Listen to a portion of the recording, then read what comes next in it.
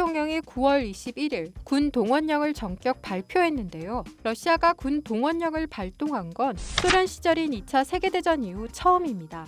푸틴 대통령의 부분군 동원령 발동으로 7개월간 이어져온 러시아 우크라이나 전쟁이 중대 고비를 맞게 됐습니다. 푸틴 대통령은 부분군 동원령을 내리면서 핵무기 사용 가능성도 시사했는데요. 이 상황에서 핵을 언급하는 것은 러시아군이 재래전에서 열세라고 증명하는 거나 마찬가지입니다. 결국은 핵을 거론을 하면 할수록 러시아가 궁지에 물렸다라는 것으로 해석이 가능한 것이고요. 동원령을 결국 내리게 된 부분들은 그만큼 어려운 상황을 반영하는 것도 있습니다만은 러시아 입장에서는 절대로 질 수 없는 전쟁이다. 어떻게든 정치적 승리를 거두겠다라고 하는 푸틴의 의지를 또 반영한 것이 아닌가 볼 수 있겠습니다. 최근 전세는 우크라이나군에 유리하게 전개되고 있었습니다. 서방의 지원 아래 우크라이나군이 대반격에 나서 러시아군이 점령한 영토를 하나 둘씩 탈환했는데요.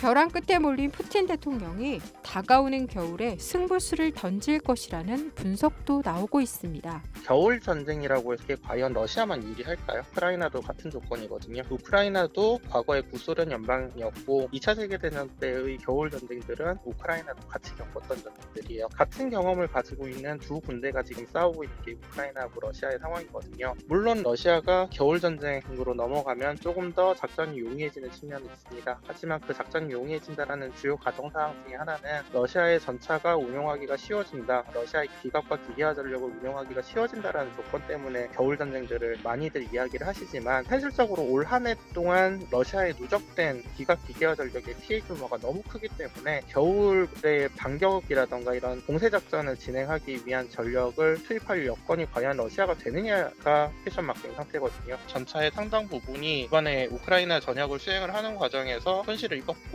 최악의 경우에는 대략 한 78% 정도의 전차 손실이 발생한 걸로도 볼 수 있거든요. 부분 동원령을 발동을 하더라도 손실된 병력은 충원을 할 수 있을지 몰라도 손실된 전차를 충원할 수 없기 때문에 실질적인 반격 효과는 많이 떨어질 거다라는 예상을 하고 있는 거고.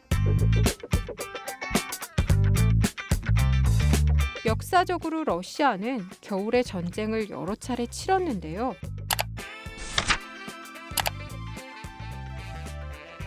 나폴레옹과 히틀러의 군대는 러시아의 혹독한 추위, 동장군을 만나 퇴각해야 했는데요. 하지만 겨울에 벌어진 전쟁이 러시아에 무조건 유리했던 건 아닙니다.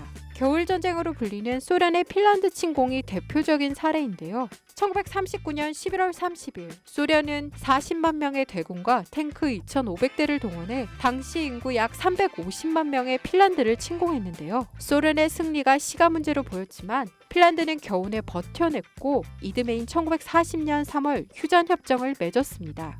이 겨울 전쟁에서 핀란드군은 핀란드의 지형을 활용해 러시아군에 맞섰습니다. 특히 핀란드의 기동부대는 얼어붙은 호수에서 스키를 타고 러시아군의 측면을 공격했는데요. 기동할 수 있는 지역과 기동할 수 없는 지역이 차이가 훨씬 더 명백해지고요. 과거에 기동이 불가능하던 지형도 기동이 가능해질 수가 있는 것. 심한 진창이나 뻘이 됐던 지역이 얼어서 기동이 가능한 지역으로 바뀌게 될 수도 있는 것이고요. 그래서 그만큼 좀 더 창의적이고 다양한 전쟁의 양상을 벌일 수도 있다. 결국은 이제 누가 이런 지형적 조건과 환경적 한계를 더 잘 극복하느냐가 겨울 전쟁의 승패를 좌우할 겁니다.